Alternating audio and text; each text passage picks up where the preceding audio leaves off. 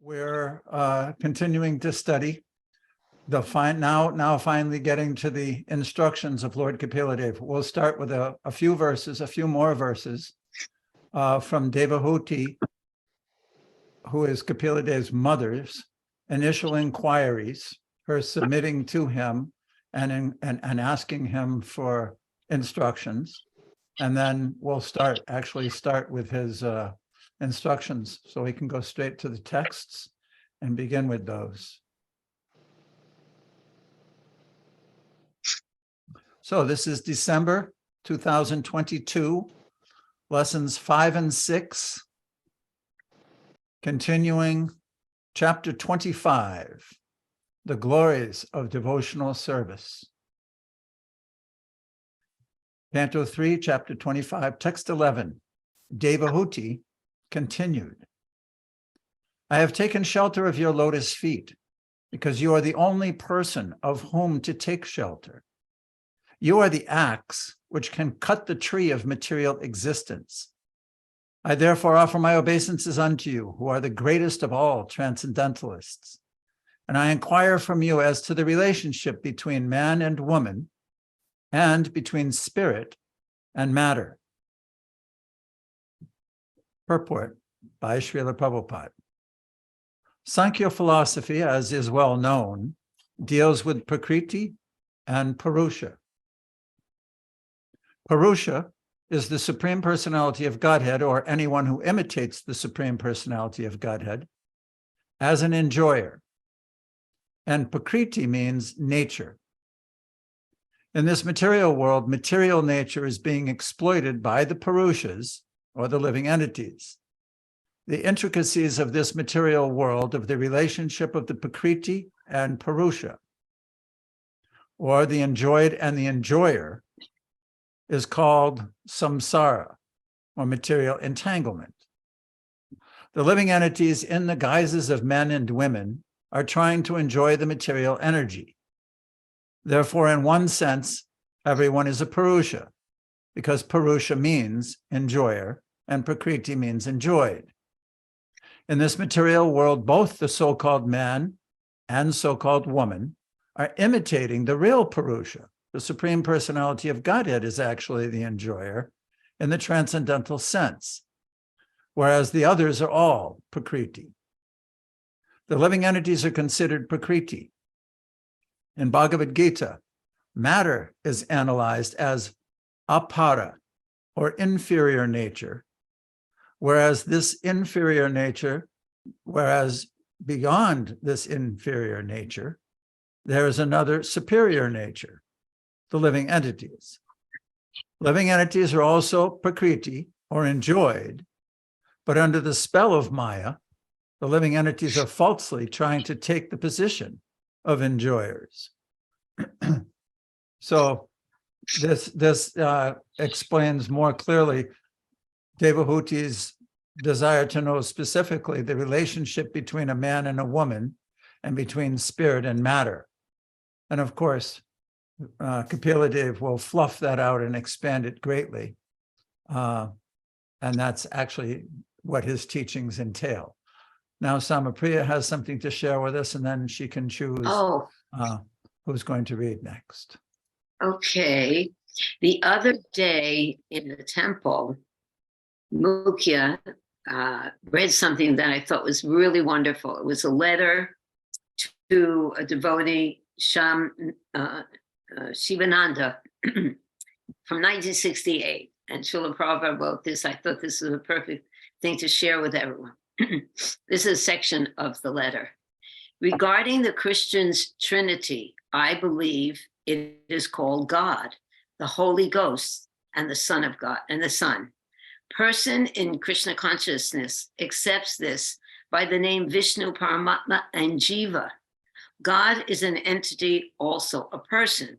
Also, Mary is a representation of the energy of God, either as internal energy, Radharani, or as external energy, Durga. The energy of Godhead can be considered the mother of the living entities. But there is no clash between Bible and the Vedas. Simply some people formulate the personal ideas and cause quarrelings.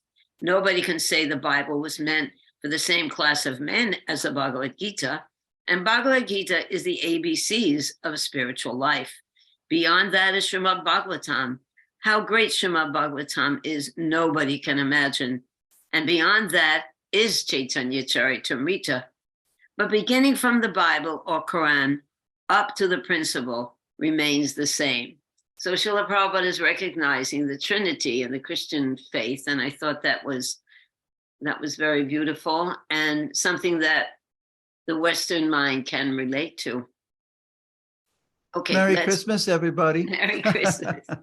This is a glorious time. You know, the whole world is celebrating the birth of the Son of God. How wonderful. And Prabhupada did very much respect Lord Jesus Christ. Whenever he refers to Jesus, it's always Lord Jesus Christ. So this is something very wonderful. Okay, so now we can go on with these wonderful instructions that Kapila Dev will be giving to his mother. Let's start with Manvantara. Would you like to read? You have to unmute, my darling. Text 12. Maitreya said, after hearing of his mother's uncontaminated desire for transcendental realization, the Lord thanked her from within himself for her questions, and thus, his face smiling, he explained the path of transcendentalists who are interested in self-realization. Purport.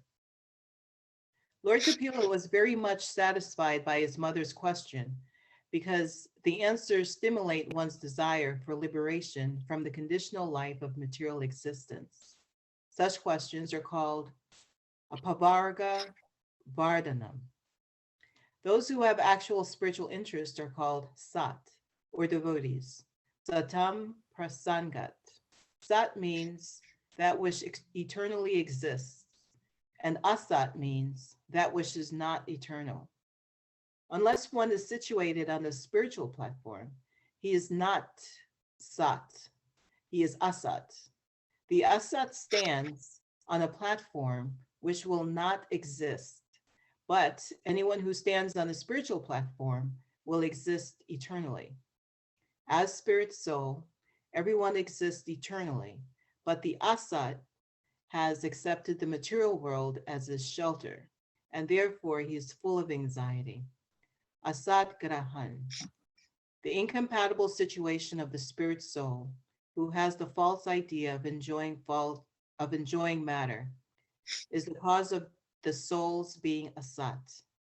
Actually, the spirit soul is not asat. As soon as one is conscious of this fact and takes to Krishna consciousness, he becomes sat.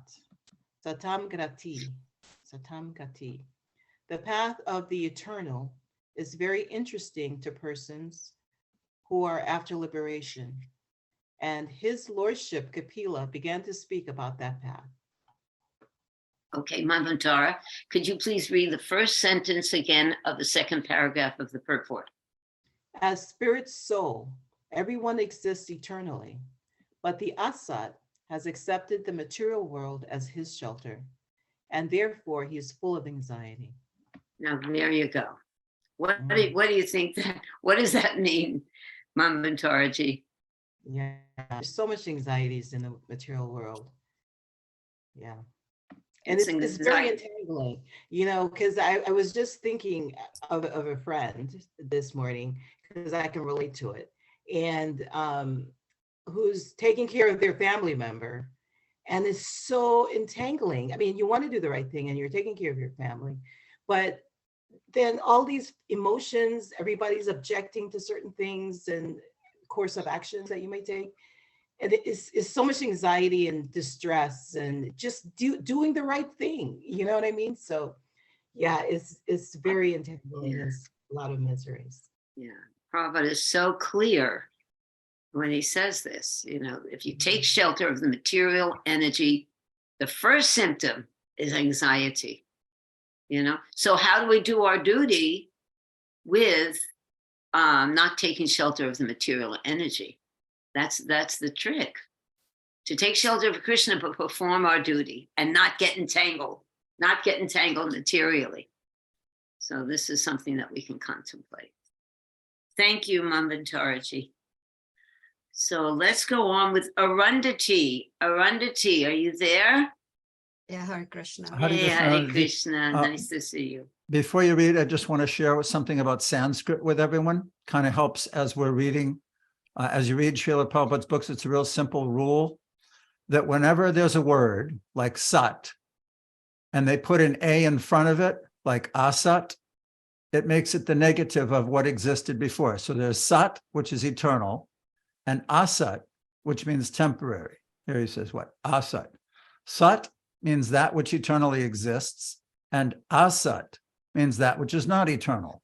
So just that one rule we'll often see, and you can see how poignant it is just in this one concept of that which exists eternally, and that's the living entity, has taken shelter of that which is not eternal. So something that's eternal, always striving for that, having impulses for that from its very core, but always taking shelter of asat, that which is not eternal, that's naturally going to cause frustration. So I just wanted to share that one rule. Thank you. This is the Okay, next Arundhati. verse, Surrender. Srimad Bhagavatam 3:25-13. The personality of Godhead answered, the yoga system which relates to the Lord and the individual soul, which is meant for the ultimate benefit of the living entity, and which causes detachment from all happiness and distress in the material world, is the highest yoga system, purport by His Divine Grace, Srila Prabhupada. The best yoga, as taught in Bhagavad Gita by Krishna, is Bhakti Yoga. It is also mentioned in the Gita that one should try to be tolerant and not be disturbed by material happiness or distress. Of course, one may say that he is not disturbed by material happiness, but he does not know that just after one enjoys so-called material happiness, material distress will follow. This is the law of the material world. Lord Kapila states that the yoga system is the science of the spirit. One practices yoga in order to attain perfection on the spiritual platform.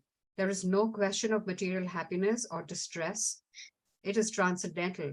Lord Kapila will eventually explain how it is transcendental, but the preliminary introduction is given here. So Arundhati, could you put it back, Pati, to the other screen? Because this is a really an important thing. How Prabhupada says that right after there is happiness, then distress is sure to follow. How do you understand that? I mean, when you read the scriptures, you realize that is the truth. But when we're actually going through what we think is particular enjoyment at that time, you think it's going to last forever, you know? At that point,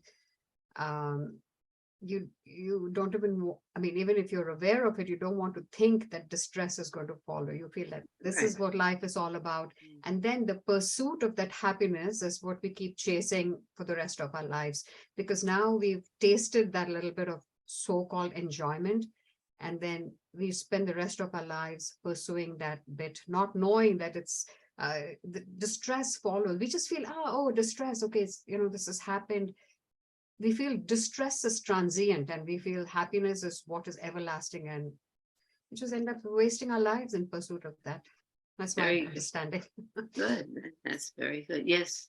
I remember a very good, vivid example from when I used to go out and distribute books. And then sometimes I meet a really wonderful person and give a book, and he would reciprocate. It was so wonderful. And then I actually experienced fear because I knew there's the next thing that is coming might not be so receptive. So we can actually see that in our lives, and we should look for it and expect it. So that's only on the material platform. So if we rise to the spiritual platform, then the happiness, as Arundhati did mention, is eternal. Yeah. Very good. Thank you. Premananda, would you like to read the next verse? Yes, sure. Srimad Bhagavatam 3:25-14. O most pious mother, I shall now explain unto you the ancient yoga system, which I explained formerly to the great sages. It is serviceable and practical in every way. Purport by Srila Prabhupada. The Lord does not manufacture a new system of yoga. Sometimes it is claimed that someone has become an incarnation of God and is expounding a new theological aspect of the absolute truth. But here we find that although Kapila Muni is the Lord himself and is capable of manufacturing a new doctrine for his mother, he nevertheless says, I shall just explain the ancient system which I once explained to the great sages, because they were also anxious to hear about it. When we have a super excellent process already present in Vedic scriptures, there is no need to concoct a new system to mislead the innocent public. At present, it has become a fashion to reject the standard system and present something bogus in the name of a newly invented process of yoga. Oh my goodness. Prabhupada is really straightforward. He is straightforward. He is not using any delicate words to cover the truth. So this is a really important point. What do you think about this whole thing about changing things according to time? According to the modern time, we have to change the absolute truth. Is that even possible? And what is the result of that, Premananda? That's why it's called absolute truth, right? It doesn't change. It's always existed. And I believe I read somewhere where Srila Prabhupada says that Krishna consciousness has always existed. This is not something new that we are introducing. It is lying dormant in everyone. So there is no need to reintroduce something. Sometimes it becomes lost because of whatever Kali Yuga, and then the Lord or his bona fide representatives come and re-establish it. But the science of transcendental knowledge is eternal and always existed. So Good. that's what Lord Kapila Dev is saying, that I'm not reinventing something new. It's always there. I'm again reviving that teaching to you. Good. But sometimes it's difficult. One has to be very strong and courageous and a spiritual warrior, in fact, to go to live the absolute truth, even though the world is actually living in the opposite direction, and the world sometimes gets very close to us. And we see that, oh, this is not real, this is not Krishna conscious. And even though it might be a situation that we're very much involved in, one has to be able to see Sat and Asat. So this is something that we're always called upon to recognize. That Absolutely. Yeah, very good. Yep. Anyone else have something to say about this very important point about changing the truth due to circumstances? Well, Arundhati? I had it's not about changing the truth, but what I remember was when my kids were younger, they had their projects that they had to work on and stuff, and then they had to refer and stuff.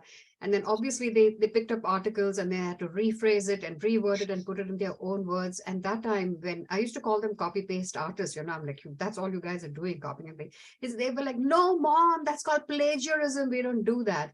And then, when you start speaking, and I told my older son, I said, Mikhail, if you have to speak, all you have to do is plagiarize everything that Prabhupada says. That's all he wants you to do. That's the beauty of this Vedic knowledge. You just take it exactly as he gives it to you. Good. And, Good. You share with it. Yeah. That's right. That's actually what we want. Yeah. You don't want to make up anything. If you follow what the acharyas have said, no matter what age it is, it could be Kali Yuga, it could be Satya Yuga, any age, it's always the same if you follow it. But the modern man is going to say, what is that? I have to give up everything that's dear to me. No, that's bogus. You're going to get some slack from the world. The world, Maya's good. She's not going to just let go of you. Premananda. Thank you, Arundhati. Yeah, the other thing I wanted to mention is that even though the philosophy doesn't change, but the acharyas, they present it according to time, place, and circumstances, because, even in this current age, Srila Prabhupada presented it differently to the Western audience, because if you present it strictly the way it has come down, then people may not be so receptive. So the acharyas know how to present it according to time, places, and circumstances. Right. The acharyas do, but that doesn't Right. mean that we're acharyas. Exactly. Yeah. Srila We Prabhupada cannot- has presented it. Madhurya, I'm going to ask you to speak in 1 second. I just wanted to say that I heard we had a discussion, or maybe I heard it in class. Prabhupada was saying, don't become a Paramahansa more than your spiritual master. Don't change what I have given you, you know. So we find a perfect guru, and then we start interpreting his words. It could, you know. So this is, it's very dangerous, actually, because we're not accepting the real Krishna consciousness ourselves if we're trying to change the basic philosophies of it. Thank you, Premananda. Madhurya, Hare Krishna. You wanted to say something? Haribol. I just wanted to say that regarding the truth, telling the truth, Prabhupada, I have heard in several lectures that he talks about if there's going to be a danger, for example, and a thief is asking you this or that, to protect the devotee, you won't tell the truth, right? So it seems to indicate that was okay, because you don't want to, if you tell the truth, then that person might get killed or whatever. And also, he spoke about that with regards to a thief. Remember those incidences that he talked about?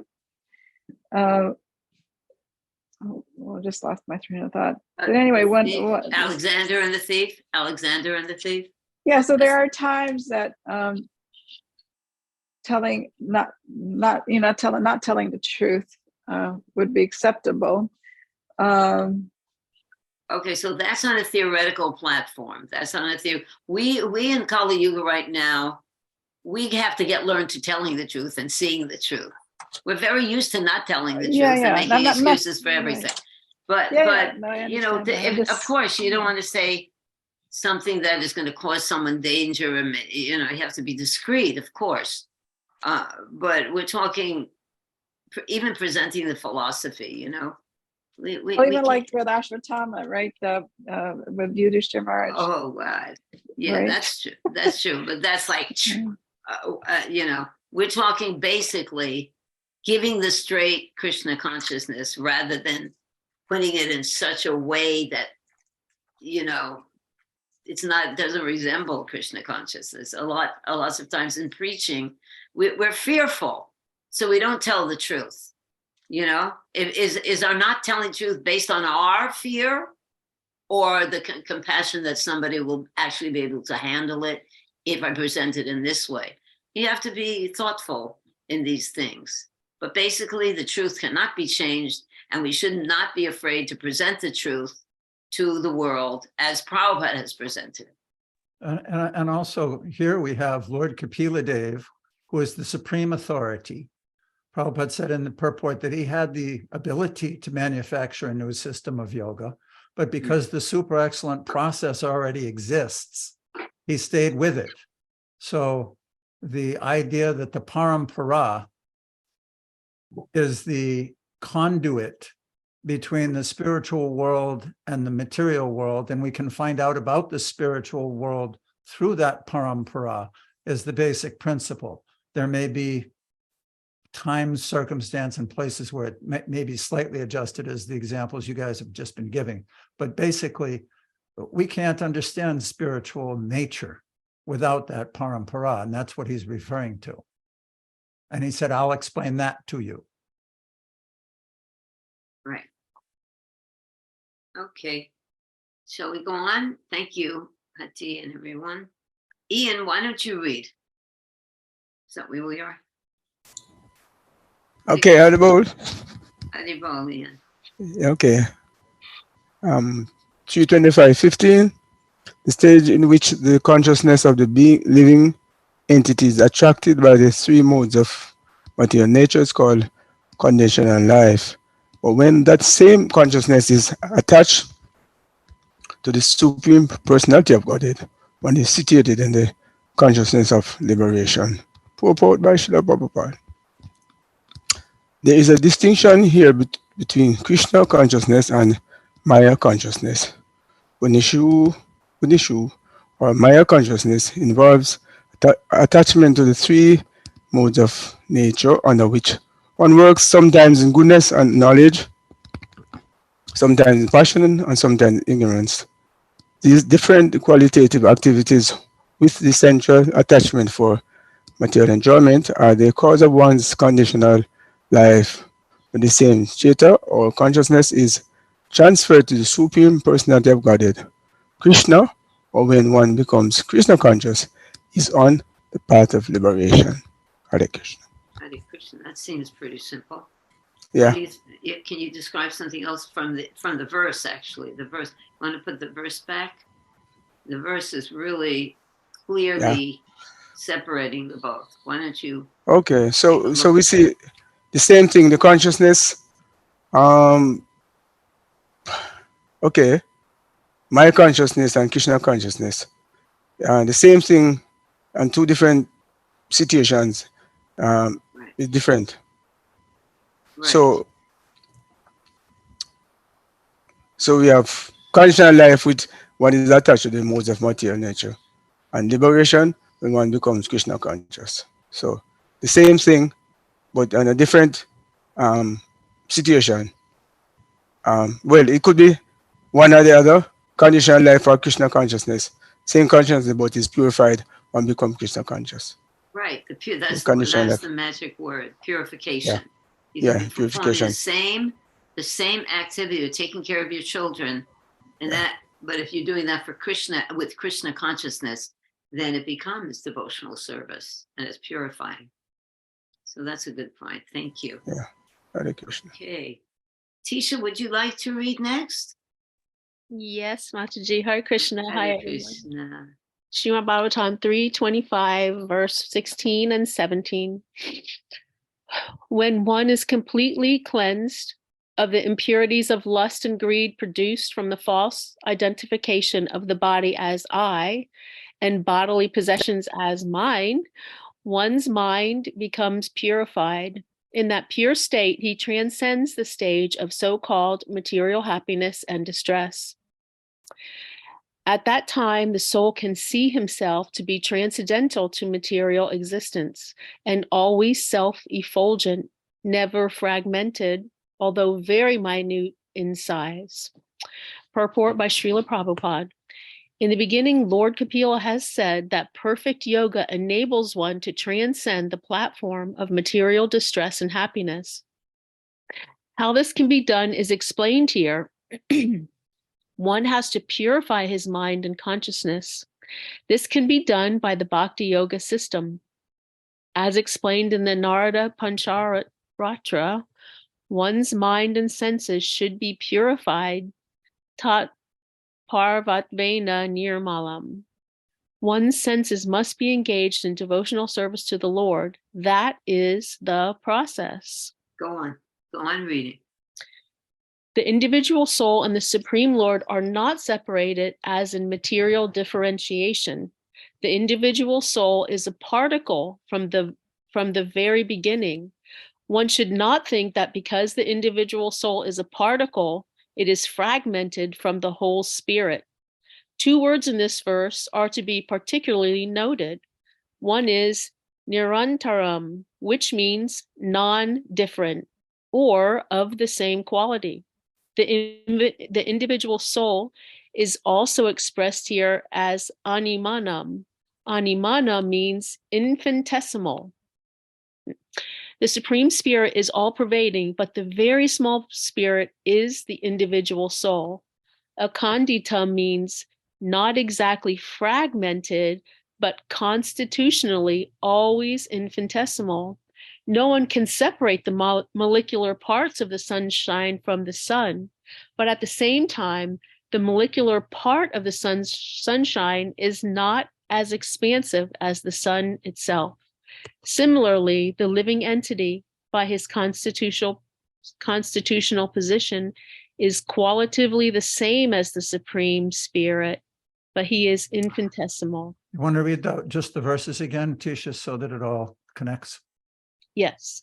When one is completely cleansed of the impurities of lust and greed produced from the false identification of the body as I and bodily possessions as mine, one's mind becomes purified. In that pure state, he transcends the stage of so-called material happiness and distress.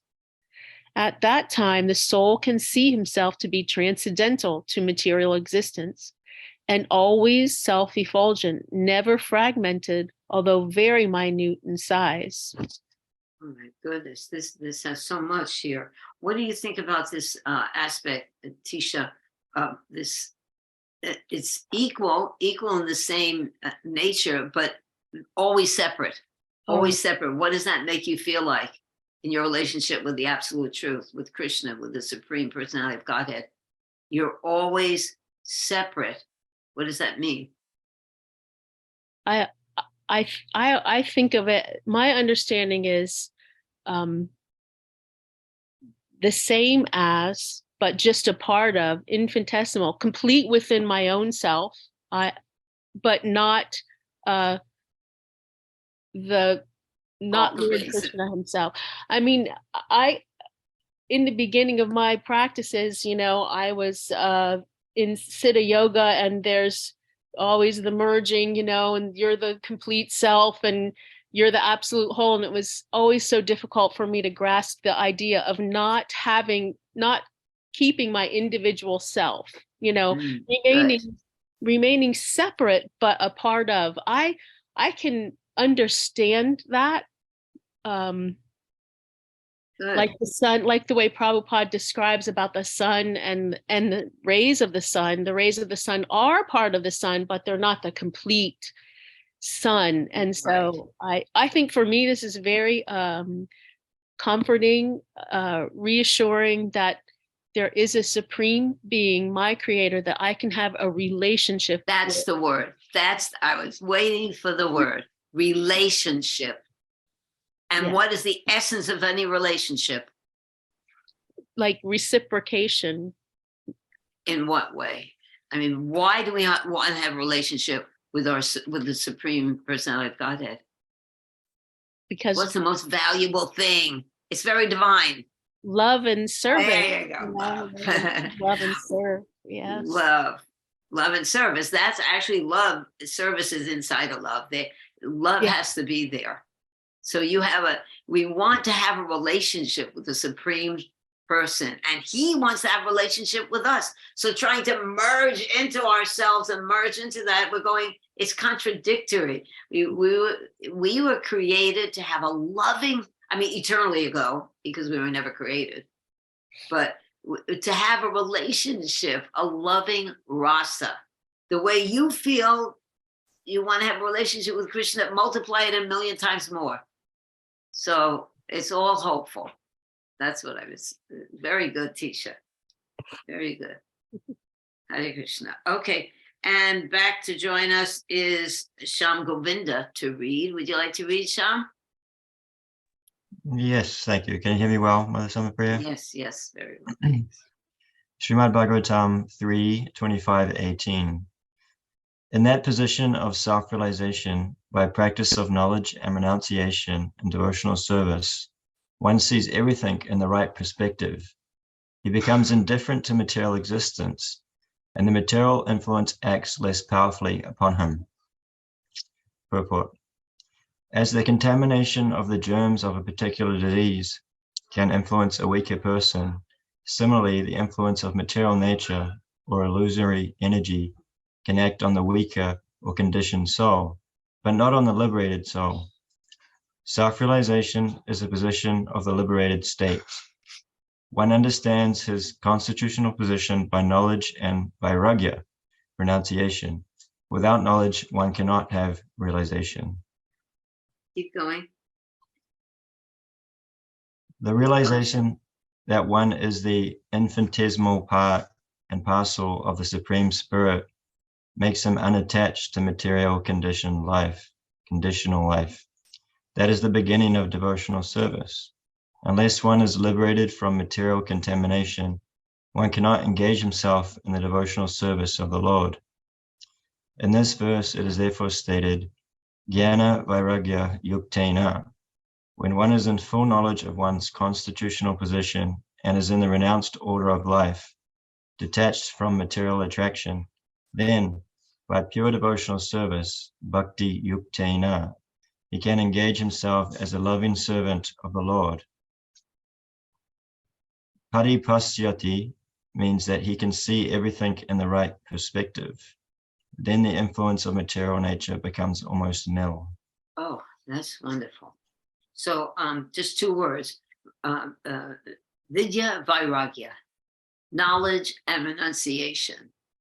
These two words when I first became a devotee, they were like, in fact, my little daughter, when she was going, we came to visit us in Los Angeles sometimes, and then they take the kids all back to Bhaktivedanta Village, BV. And the last thing I would say, Vidya Vairagya, Vidya Vairagya. I'm telling it to my like 6-year-old kid. Vidya Vairagya, knowledge and renunciation. So that is a deep subject matter. How do you see that?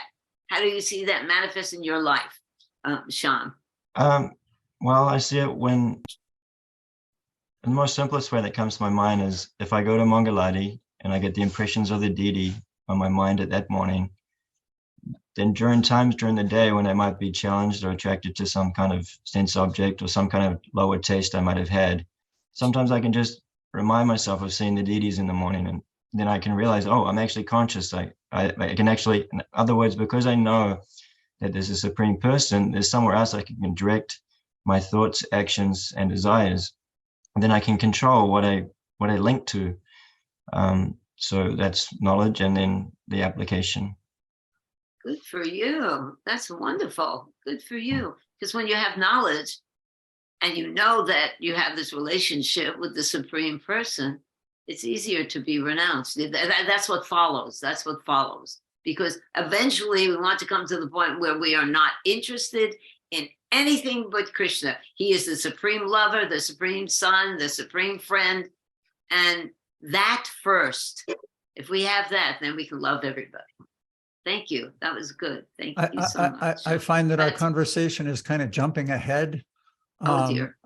No, it's just everybody's talking about relationship already. Basically, what I'm finding as we're reading this, a nice parallel connection between Lord Krishna's teaching to Arjuna in the Bhagavad Gita and Lord Kapila Dev's initial instructions here to his mother. Krishna said the same thing. Evam param parapaptam. I spoke this to Vivaswan millions of years ago. This is a very old science. I'll speak to you the same thing. He's explaining the same thing here. And the first point that he was making to Arjuna was that the living entity is eternal. You think you're going to kill your father and your grandfather and your uncles and your brothers, but actually they are eternal. They've existed eternally. You and I have existed eternally, and we will continue to do so in the future.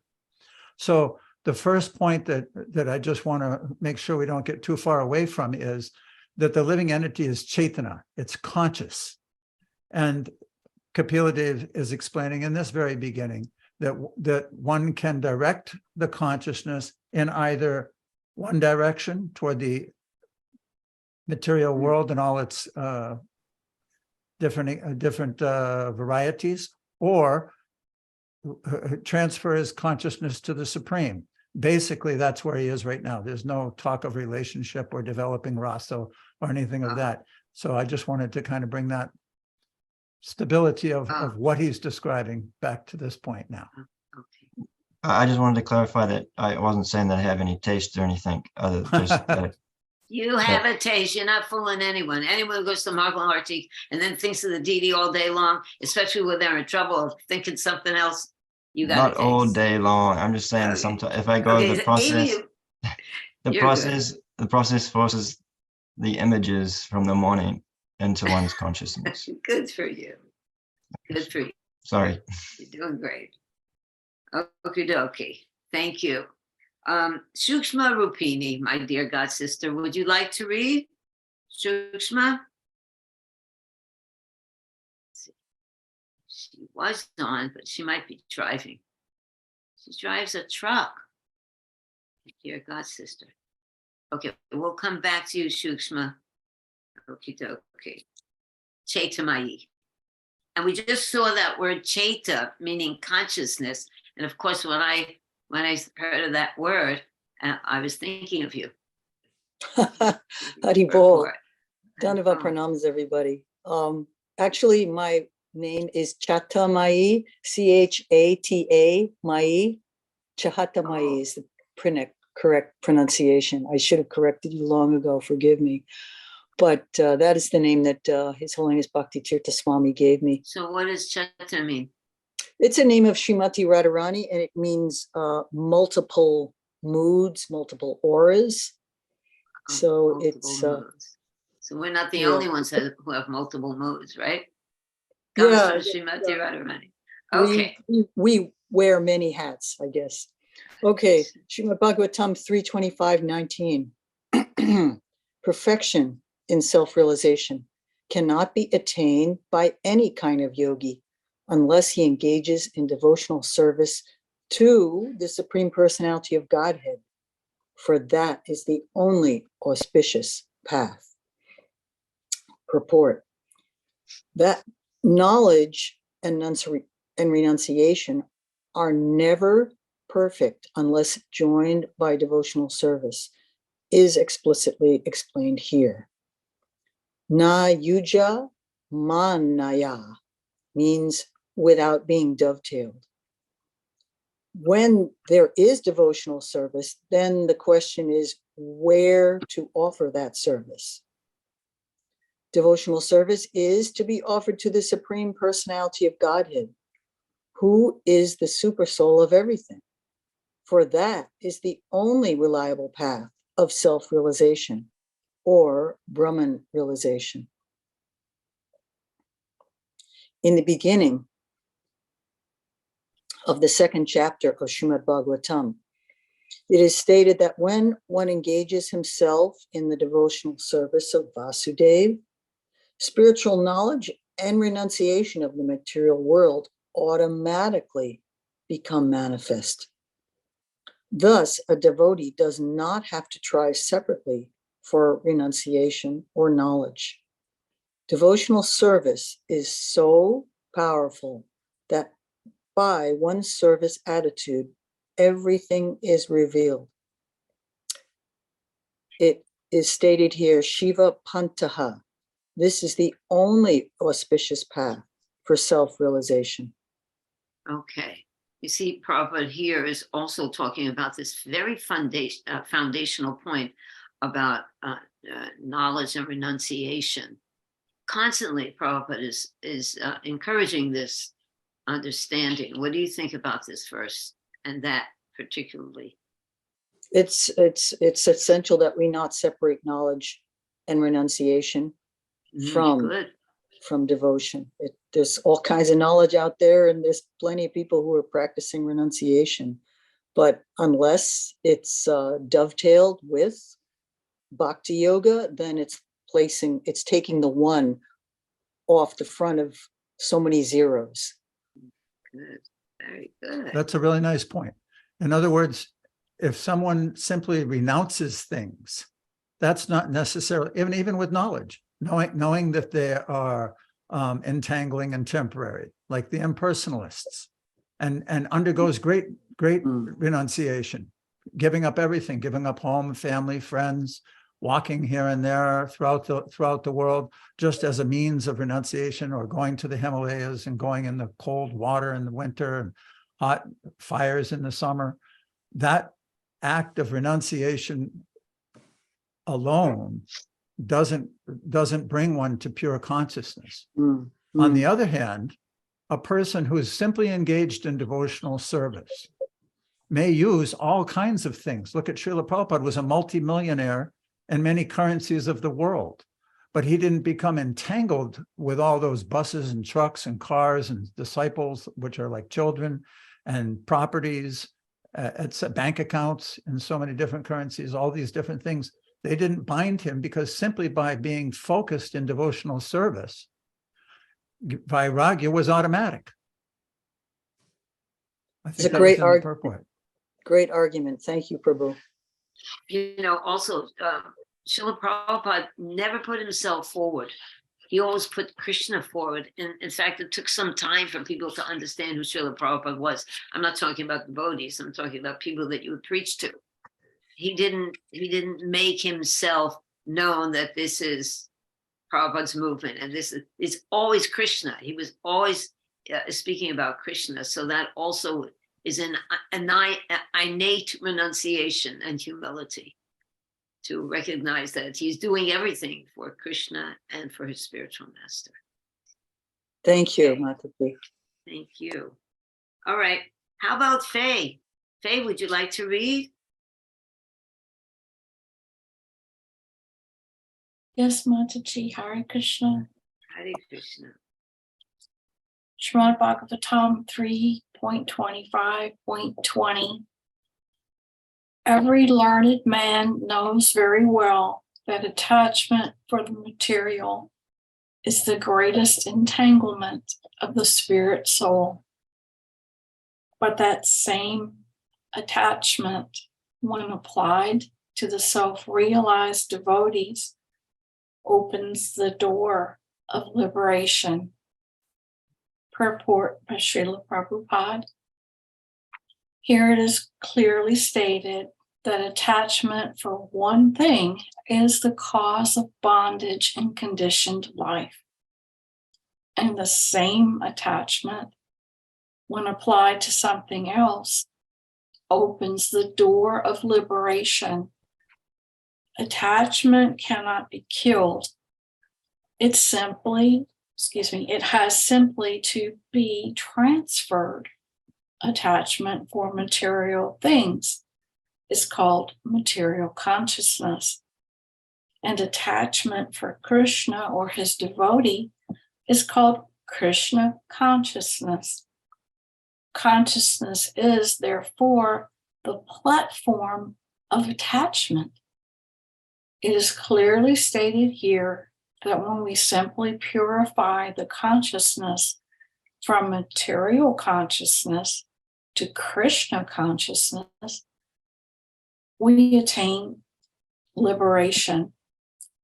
If we want to associate with a sadhu, we cannot expect him to give us instructions on how to improve our material condition, but he will give us instructions on how to cut the knot of the contamination of material attraction and how to elevate ourselves in devotional service.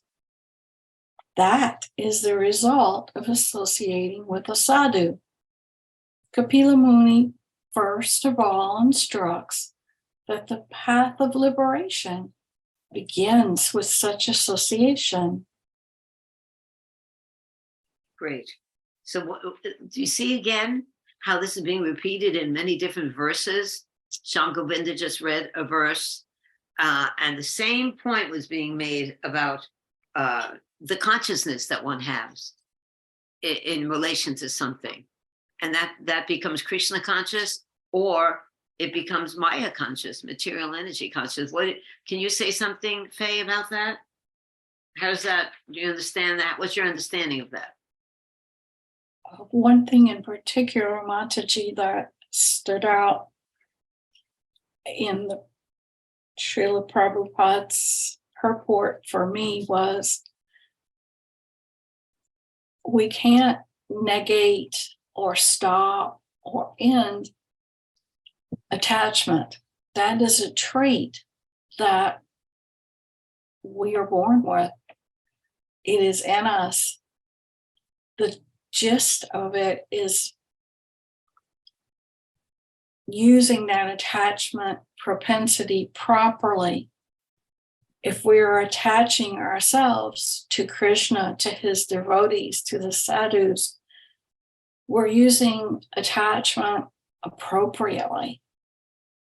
When we take that propensity of attachment and apply it differently towards material consciousness, we've changed platforms. And if you like to think of a train for a moment, we've actually bought a ticket to a different train, to a different depot, to a different destination. So what Srila Prabhupada is telling us is another method towards reaching Krishna, and that is attaching ourselves to the right thing, attaching ourselves to the right train station, to the right depot, to the right tickets to go back towards Godhead in association with devotees and advanced devotees, or if we have no personal contact, associating with Srila Prabhupada through his many writings and translations. Good. That's excellent. So we're very vulnerable. The soul, we're very, very vulnerable. We become, it's crystallizing. It's in the Bhagavatam. Hiranyakasipu was actually saying this, that association is crystallizing. We become who we're with. So if we're associating with material energy, with materialistic people, even doing the same thing, that's why in the Nectar of Instruction, it's also said there are different methods that devotees, different things, the acts they perform to increase their love, right? They exchange gifts, they give prasadam to each other, they confidentially speak with each other, and this is all in devotional service and cultivating relationships between devotees.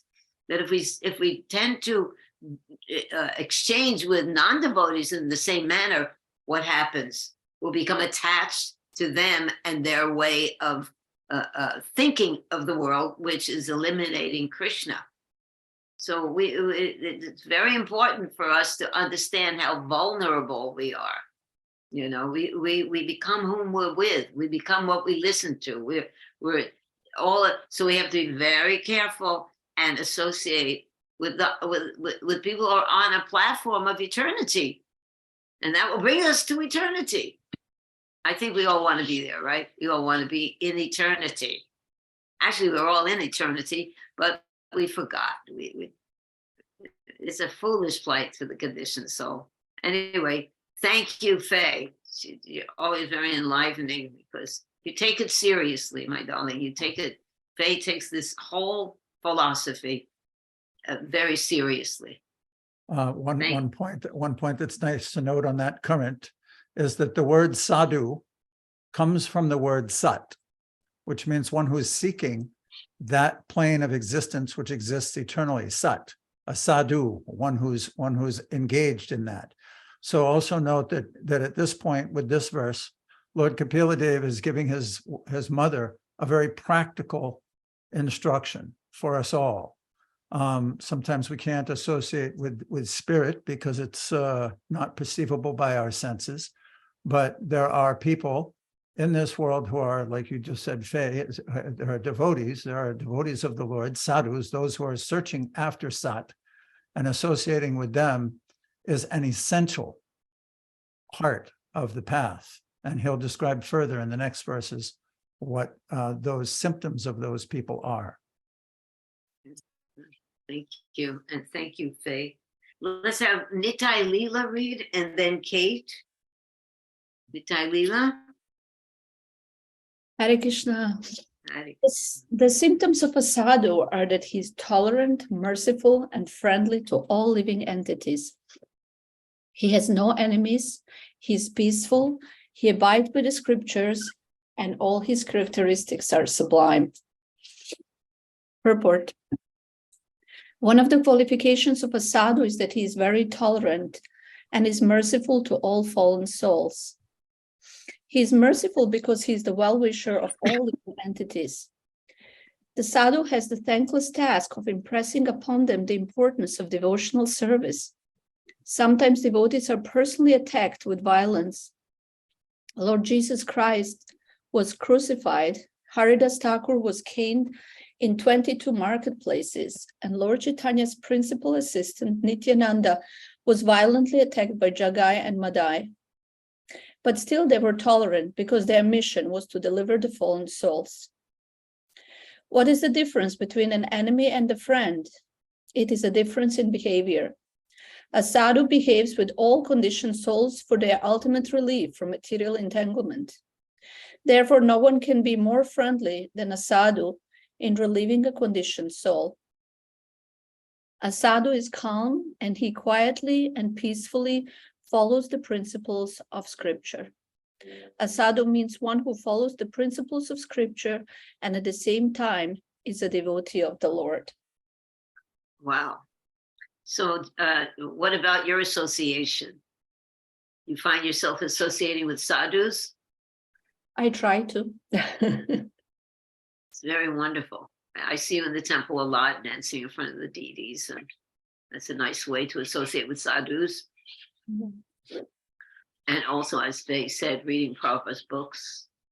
That's actually such a nice mentality. I want you to speak a little bit about the potency of sadhus and how it's essential in our spiritual life. Well, like that's why I come for this meeting, is because the association of the devotees who are Krishna conscious, who have faith or love for Krishna, it's contagious. So when we associate with them, we become inspired, and it's just uplifting, and it helps us to very good.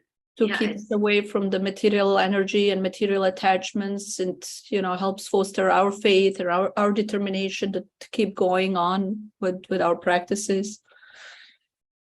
Very good. It's very true that we have to see that there are other people in this material world who actually want to become self-realized, and that's very encouraging.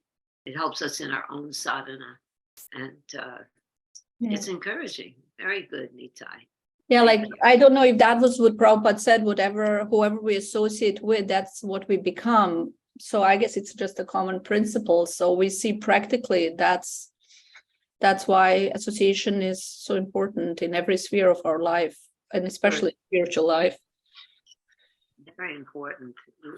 Even there was one kind of, I don't know if it was used as an example, but that the businessmen always have meetings with businessmen, and they take them out to lunch and they schmooze and they talk about business, and that encourages everyone because they're all into business, and it gives them. So devotees, when we speak with each other, when we have forums like this, a nice place where a sadhu sangha is present, sadhu sangha, that's why it's such a nice name for this actually activity, what we're trying to perform. We're associating with saintly people, and this is going to help all of us to eliminate from our lives association with asat. So this is sat association, eternal. We don't want to have anything to do with the temporary. Why? Because it's going to end, and that's not nice. We don't want to do that. We want something eternal, everlasting, always blissful. Okie dokie. Thank you so much, Nitai. Kate, would you like to read next? And this is, Pati, you want to talk about this picture before Kate reads? Well, this is the day that Srila Prabhupada took sannyas. He's standing here. This is his sannyas guru and godbrother, Keshava Maharaj. I don't know this devotee's name. We didn't look it up, but he also was a godbrother to Srila Prabhupada and took sannyas on that same day. This is the sadhus. Go on, Kate. Hare Krishna 3:25-22. Such a sadhu engages in staunch devotional service to the Lord without deviation. For the sake of the Lord, he renounces all other connections, such as family relationships and friendly acquaintances with the world. A person in the renounced order of life, a sannyasi, is also called a sadhu because he renounces everything: his home, his comfort, his friends, his relatives, and his duties to friends and family. He renounces everything for the sake of the Supreme Personality of Godhead. A sannyasi is generally in the renounced order of life, but his renunciation will be successful only when his energy is employed in the service of the Lord with great austerity. It is said here, therefore, Bhaktim Kravanti ye dridham. A person who seriously engages in the service of the Lord and is in the renounced order of life is a sadhu. So Srila Prabhupada often said that there are two kinds of brahmachari. There's a householder brahmachari, and brahmachari is also a student who is practicing becoming Krishna conscious. So we situated, and in the eighth canto, also the story of Gajendra, we see that it is a stressed point that one should put himself in a situation that is according to his nature, and within that situation, grow in Krishna consciousness.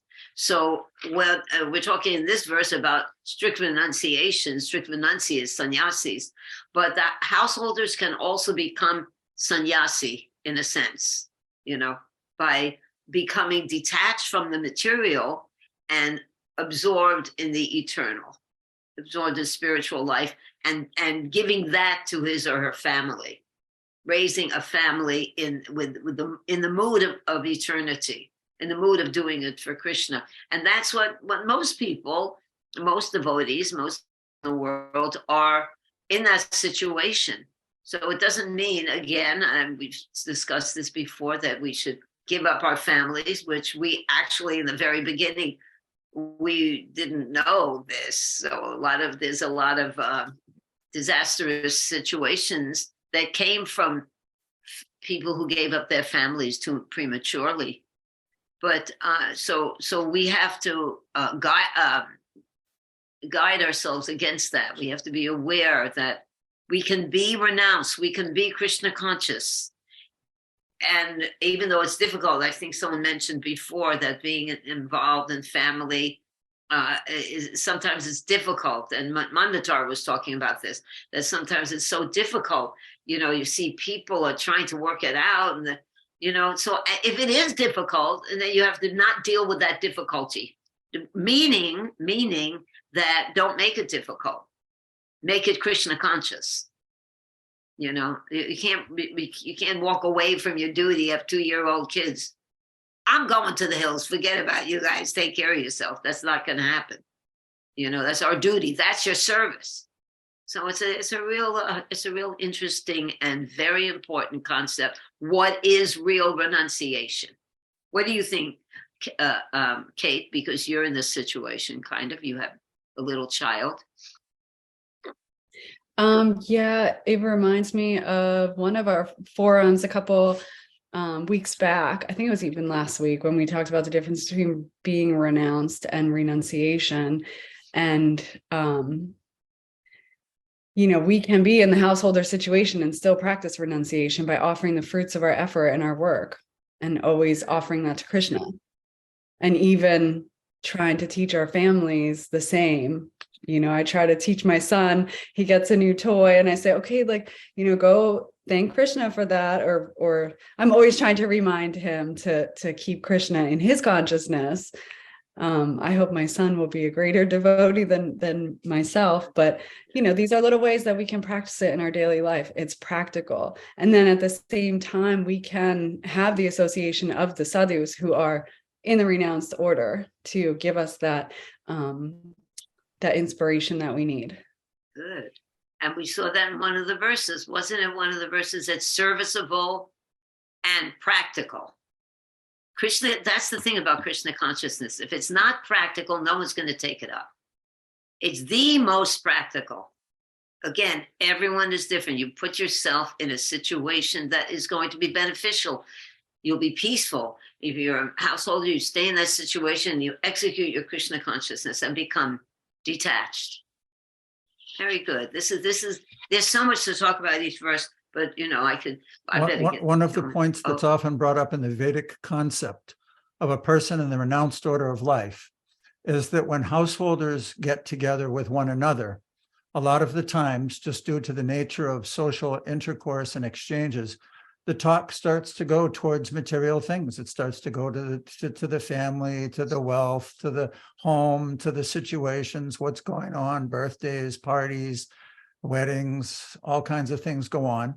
Whereas when this is mentioned in the first canto, when Sukadev Goswami was traveling Maharaj Pariksit praised him and saying, I'm an emperor. I was emperor of the world. And he felt very blessed that Sukadev Goswami, who wouldn't spend more time at a home than it takes to milk a cow, but he had come to speak with him and explain to him and instruct him. And in those purports, Srila Prabhupada explains that the advantage and the duties of that ashram of the sannyasis is that they have to remain renounced and not get so involved in talks and encouragement of family life, so that the householders can see that example, appreciate that example, and take advantage of it. Hare Krishna. Thank you. Okay, let's go on. Madhurya, and then Sukshma Rupini, if she's able to read. But Madhurya Leela, would you like to read? I will. Yes, I can read one. Srimad Bhagavatam 3:25-23. Engage constantly in chanting and hearing about me, the Supreme Personality of Godhead. The sadhus do not suffer from material miseries because they are always filled with thoughts of my pastimes and activities. Purport by Prabhupada. Sadhus are always interested in hearing about the activities of the Lord or his devotees. Since they are filled with Krishna consciousness, they are forgetful of the material miseries. Ordinary conditioned souls, being forgetful of the activities of the Lord, are always full of anxieties and material tribulations. On the other hand, since the devotees always engage in the topics of the Lord, they are forgetful of the miseries of material existence. My goodness, very straightforward. What do you have to say about that, Madhurya? Well, even in the service of the Lord, there's lots of anxiety, and we don't always forget the material, the miseries of material existence that hinder us from serving. Oh, so you're saying even in the service of the Lord, did you say there's always anxiety? There could be. Yes, anxiety. and Prabhupada, I mentioned that many times. There should be anxiety, and that kind of anxiety is okay. It's good in the service of the Lord, trying to do something, but I guess you have to be careful because it can affect your health as well. True. And it seems like all the things that we're discussing here is about consciousness, where to put your consciousness, right? If you're in anxiety for Krishna, that's a good place to put your consciousness. If you're in anxiety about some material situation that didn't work out the way you wanted and you're spending all day lamenting about it, that is not such a good place to put your consciousness. You have to transcend it some way and understand in a Krishna conscious way. So the whole thing that we're discussing now seems to be about where to put our consciousness. Thank you, Madhurya. Anything else? No. That's a pretty clear, far out concept by now. I want you to continue reading if Sukshma is not available, but I think I saw her. Sukshma Rupini, you want to read? She might be driving. All right. Okay. Why don't you continue, Madhurya? Bhagavatam 3:25-25. O my mother, O virtuous lady, these are the qualities of great devotees who are free from all attachment. You must seek attachment to such holy men, for this counteracts the pernicious effects of material attachment. Prabhupada's purport. Kapila Muni herein advises his mother, Devahuti, that if she wants to be free from material attachment, she should increase her attachment for the sadhus, or devotees who are completely freed from all material attachment. A pure soul who is prepared to be freed from this material entanglement must first of all be free from the association of the three modes of nature. Our consciousness at the present moment is polluted because of association with the three modes of nature. Therefore, in Bhagavad Gita, the same principle is stated. It is advised, Jita Sangha dosha.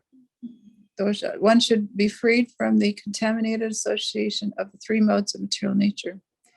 Here also in the Srimad Bhagavatam, this is confirmed. A pure devotee who is preparing to transfer himself to the spiritual kingdom is also freed from the association of three modes of material nature. We have to seek the association of such devotees. Okay, may I say something?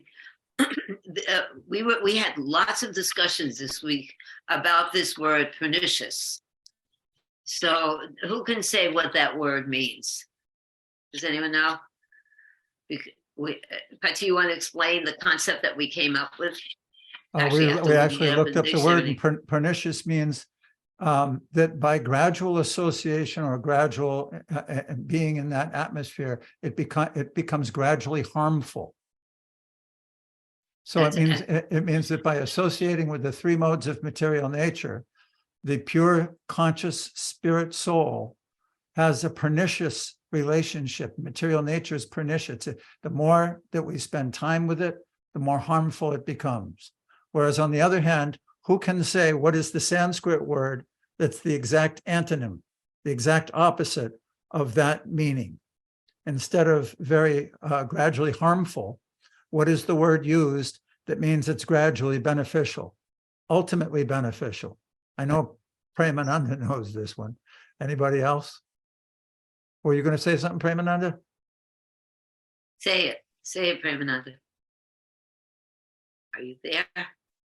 I'm here. You know it a few weeks ago. You know this word. You know it. When we were talking about huh? Is that the one Savai Pumsam Paro Dharma? Okay. Was that what you were thinking, Patti? No. No. Oh, got me fooled. No, there's one word. It's also in the Shikshastika. Cheto Darpana Marjanam Bhava Mahadevagani Nirvapanam. Nirvapanam. Shreya. It's the prime benediction for humanity at large because it brings about the ultimate benefit. So the idea is that by becoming in contact with sadhus, with the Lord, with his holy name, with the pastimes, with anything like this, rather than the pernicious effect, which is what happens with material nature. So this goes along with the instructions that Kapila Dev was giving to transfer consciousness. If our consciousness is involved in the material, it's going to be pernicious. It's gradually more and more harmful. Whereas on the other hand, if we become in contact with devotees, devotional service, the holy name, the more we're in contact with that, the more it brings about our ultimate benefit and liberation from this entanglement. Madhurya, did you want to add something? Thank you, Patti. There's a type of anemia called pernicious anemia, and that comes about because of a lack of red blood cells and vitamin B12 deficiency. So it gradually gets worse and worse and worse as those deficiencies are increase. What a nice example, that your body becomes gradually weaker and weaker. Yes.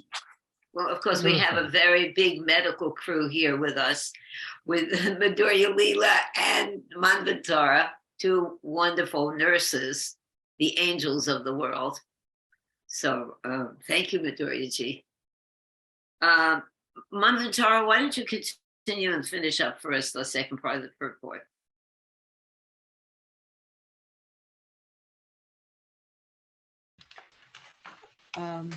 Because a devotee is freed from all contaminated material association, he's not affected by the miseries of material existence. Even though he appears to be in the material world, he's not affected by the miseries of the material world. How is it possible? There is a very good example in the activities of the cat. The cat carries her kitten in her mouth, and when she kills a rat, she also carries the booty in her mouth. Thus, both are carried in the mouth of the cat, but they are in different conditions. The cat feels comfort in the mouth of the mother, whereas the rat is carried in the mouth of the cat. Oh, whereas the kitten feels comfort in the mouth of the mother, whereas the rat is carried in the mouth of the cat. The rat feels the blows of death. Similarly, those who are sadhava, or devotees engaged in Krishna consciousness in the transcendental service of the Lord, do not feel the contamination of material miseries, whereas those who are not devotees in Krishna consciousness actually feel the miseries of material existence. One should therefore give up the association of materialistic persons and seek the association of a person engaged in Krishna consciousness. And by such association, he will benefit in spiritual advancement. By their words and instructions, he will be able to cut off his attachment to material existence. Wow, so wonderful. What do you think, Manvantara? Can you add to this, or what part of this strikes you? Yeah, it sounds, yeah. Is true about association. It's kind of like I get it, but there's nothing really that is profoundly striking me in a certain way. Actually, this needs to be contemplated. Okay. Right? You can see that the more contact, as my husband was saying, the more contact that and attention we give to the material energy, we'll be absorbed in it. We will be absorbed in it, right? And as opposed to, just like when sometimes we hear, even we're out in the middle of nowhere in Alachua, sometimes you hear all the way back here from the road, huge music. I don't know what kind of, very, very, maybe tamasic, you would say, and it just affects you in a certain way, So if that is our constant association, it changes you. We have two questions here. Thank you, Manvantara. Chaita, did you want to say something? And then Tisha?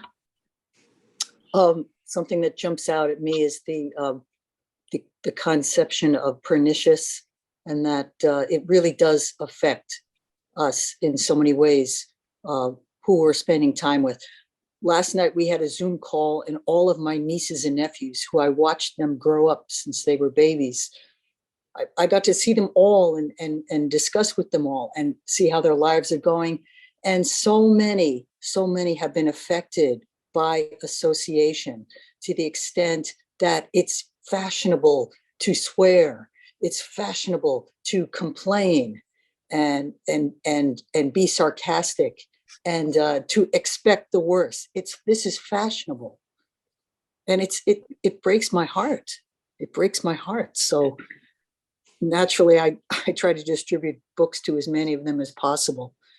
But my gosh, this is something that we all need to feel responsible for, and somehow get the word out to people. Hari Bol. Hare Krishna. Good.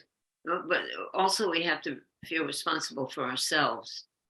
We have to not deviate in our own Krishna consciousness. Of course, you're very kind and compassionate, and devotee is kind and compassionate, and we want to help others to become Krishna conscious. But they'll see from our own example and our own sincerity how to do that. So we can't risk it, really. I'm always plagued also. I should call my brother, who is like an atheist. And, it's like, it comes to a point where you do what you can and be careful not to get so contaminated, because dealing with our family, we are naturally going to get contaminated thinking, sentimentally. We do what we can, right? Prabhupada says, save yourself first. Right. Yeah, but not in a selfish way. We don't want to be selfish. But if you're going under, how can you throw someone else a lifesaver if you're going under? You know what I mean? Don't do what I do. Do what I say. That's never going to work. I have to do what I say, and then you have potency to preach. Tisha? Thank you. Horrible. So you tell me if I'm on the right track with this. This purport was so moving to me. It stuck in my mind, this example of a cat carrying a rat or carrying its kitten. It looks the same, to us. It's the same thing. The cat is carrying something in its mouth, but the feeling of what's being carried is different. The kitten feels love and protection. The rat feels the blows of death. Made me think of the Bhagavad Gita, and I'm just not that well versed, and appreciate your thoughts on this. But is it like in the part of the Bhagavad Gita, Krishna describing the sadhu looks and walks and talks and acts just like a regular person? You can't tell what is inside that person, what he's experiencing. You can't tell what people are experiencing. They could be experiencing material anxiety, or they could be experiencing Krishna consciousness. Prabhupada always gives this example and it's a known example. You can tell a fool when he opens his mouth. when you hear someone speak, people look the same, but what they say might be different. Yeah. And how they actually live their lives and what is important to them. So you can think that somebody is a real renunciate and he's going to the forest and he's not opening his mouth, practicing mona. Mona is a vow of silence. We're not speaking. But is it not speaking because he doesn't know what to say? Prabhupada says that about the impersonalists. Better they don't talk because they really don't know what to say. So a fool when he opens his mouth. That's the way you tell the difference, by what somebody actually speaks. And also the way someone lives his life, what is important to that person, which you find out when he speaks. That's my. In this purport, in this verse, it said that it seems to indicate, if you take it in its extreme literal expression, that the devotee doesn't feel any material pangs and anxieties or difficulties. But we see that so many devotees have, especially as they're getting older, and we watch this happen in Srila Prabhupada, get a sniffles, get the cold, ultimately be bedridden. How can we say that that's not experiencing the pangs of material existence? How is the example of the cat and the rat and the kitten applicable? Anybody know that? I think it's because it depends. Like they say, the suffering is, what was it? The pain is there, but whether we suffer or not, that's our choice. So depending on where our consciousness is or what we identify with, if we don't identify with the body and we have realization that we're not our body, then we won't be suffering or affected mentally when we go through illness. Well, I have a question for you then. If you see someone is in a dire straits, real painful situation, and it's not, we shouldn't think that they're not suffering, but the way they're dealing with the suffering is different. People, it is a suffering condition, this material world, but the way we deal with the suffering, understanding, as you said, Nitai Leela, that we are not meant to be in this world, and this is not our eternal abode. Right. Yeah, so, and I definitely understand there is some amount of suffering, but I think the amount that we suffer is different from a person who is completely identifying with the body and the person who is not identifying with the body, and depending on our level of realizations, I think that does make a difference in the amount that we experience that suffering. Yeah, I remember when I first started distributing books, I would say to the people, my dear sir, please take this book. It will free you from suffering, from the mentality, it will free you from suffering. So how will it free you from suffering? Because the consciousness has changed. It will free you from material suffering. Actually, I forgot what I was going to say, but okay, who else had their hand raised here? Chattamayi had it, but I think she was just agreeing with your idea. Thank you. Yes, exactly. The idea that we have control not over our circumstances, but over how we react to it. It sounds like Radhanath Swami, exact same words. And I really love this verse 18, which says, the material influence acts less powerfully upon him. I mean, it's still going to influence, it's still going to act on us, but we don't have to let it be the driving force. We don't have to, like you were saying, it's the consciousness. It's whatever Yeah. we concentrate. If we're in the practice of reading these wonderful books every day and being in sadhu sangha and doing kirtan regularly, your consciousness is really pulled out of so much bad thoughts. We have the process. The more we practice it, the less powerful the illusion will affect us. Teta, why don't you read this verse again? I love this verse. In that position of self-realization by practice of knowledge and renunciation in devotional service, one sees everything in the right perspective. He becomes indifferent to material existence, and the material influence acts less powerfully upon him. And And they that, get, and that example is really nice too here with the germs. Yes. Read that short purport. Sure. As the contamination of the germs of a particular disease can influence a weaker person, similarly, the influence of material nature or illusory energy can act on the weaker or conditioned soul, but not on the liberated soul. Self-realization is the position of the liberated state. One understands his constitutional position by knowledge and vairagya, renunciation, and that's the gift that the sadhu is giving us. wait a minute, that last line, you forgot the last line. Oh, Read that was really good. It wasn't Read that, visible on the Patsy, screen. put that last line. There it is. Without knowledge, one cannot have realization. Okay, thank you. It wasn't That's visible. really important. Thank you, Cheta. Because But Nishan? that's what gives one, it says here, one sees everything in the right perspective.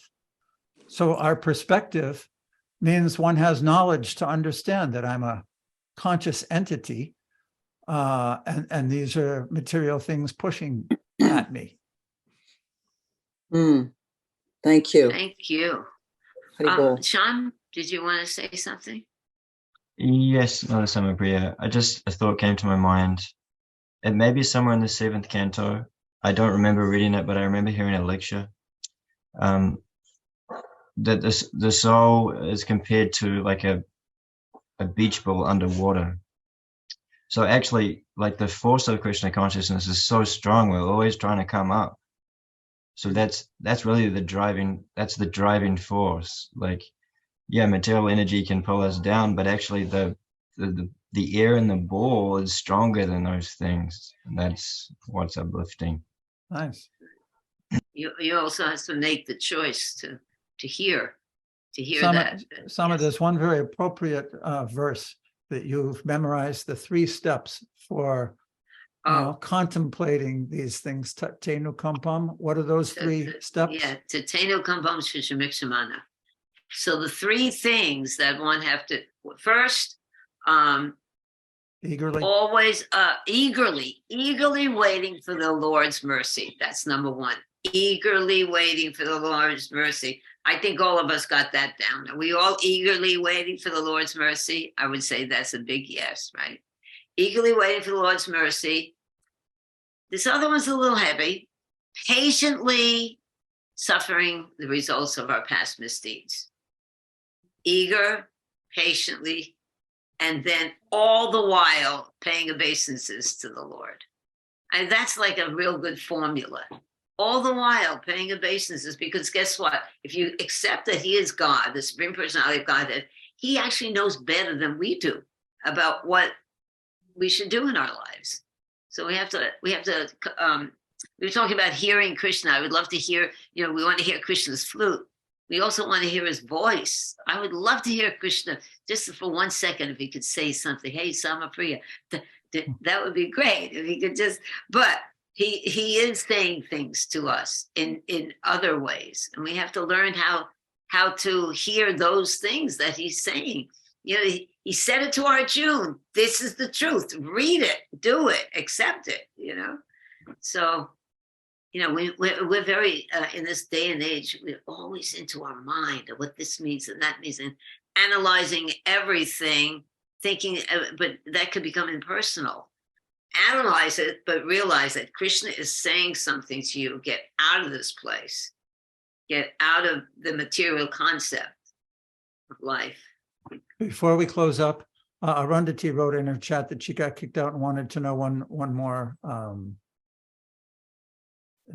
time. What is the opposite of pernicious? The Sanskrit word is shreyas, one's ultimate benefit. Rather than being gradually harmful, the practice of Krishna consciousness is ultimately liberating. It's gradually liberating, and that's its exact opposite activity. So I think we'll stop here. Thank you, everyone, for your association. Hope you have a Merry Christmas. And we'll see you on the new year. Hare Krishna. Vanchakalpatarubhyascha,